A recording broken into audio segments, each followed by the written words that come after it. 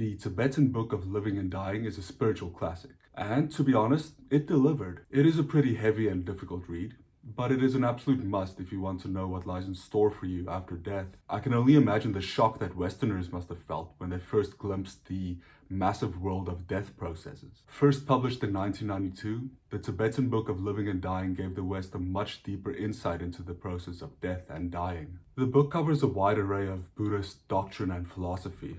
It delves very deeply into Bardo states, which are states between lives. It explains in depth the 6 dimensions and gives detailed explanations of energy movements during the death process. The author even relates Jesus and Christianity to Buddhism in a very convincing manner. So, how does all this relate to the modern world and New Age spirituality? The book is essentially an instructional. It prepares the modern person for what lies after death and to ensure the best possible incarnation. I enjoyed the emphasis it places on what loved ones should do for the dying to make them as comfortable as possible. There's a very strong call to action in the book, both internal and external. The strong internal call to change is all about living more spiritually, being more compassionate, and learning how to actually die well. The downside is that it kind of made me scared. It made me wonder whether I'm living my life in a decent enough manner to ensure a somewhat decent incarnation or reincarnation. Because of how instruction heavy the book is, I couldn't help but feel lost and kind of bewildered at times. Even though the ideas in the book are coherent and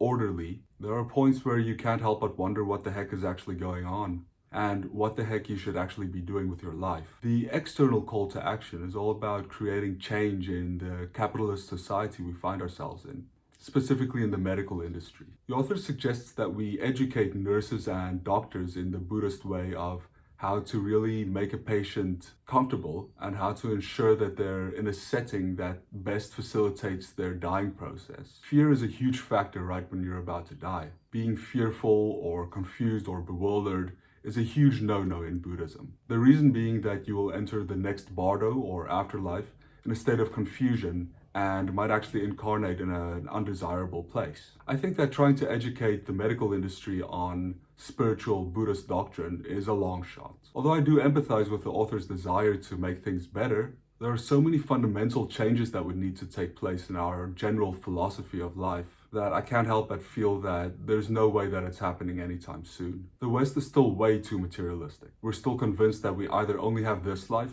or that we really have to make this life count because at the end of it we get judged and we go to heaven or hell. Neither of which I believe is entirely true. Dislodging this deeply ingrained thought system from the Christian mind has been proven to be nearly impossible so far, at least on a large scale. Sure, we do see more spiritual but not religious people popping up in more liberal societies, but the majority of the English-speaking world's thought system is still fundamentally Christian. It's still based on an extremely narrow view of what reality entails. I think the best that we can do is to make a change in our personal lives and hope that we can set a good example for those around us, changing things bit by bit for the better. One of the problems with the book is that there are so many steps in between reading the book for the first time and actually taking steps to make your death transition smoother. Those steps include a massive change in your outlook on life and your philosophy of what reality really encompasses. The average person would have to expand their mind and consciousness a lot before they can even begin to accept the premises in the book. And the premises and ideas in the book can feel very far-fetched. The Tibetan Book of Living and Dying is not everybody's cup of tea. It's a long, densely written book packed with detailed instructions on what to do at the moment of death.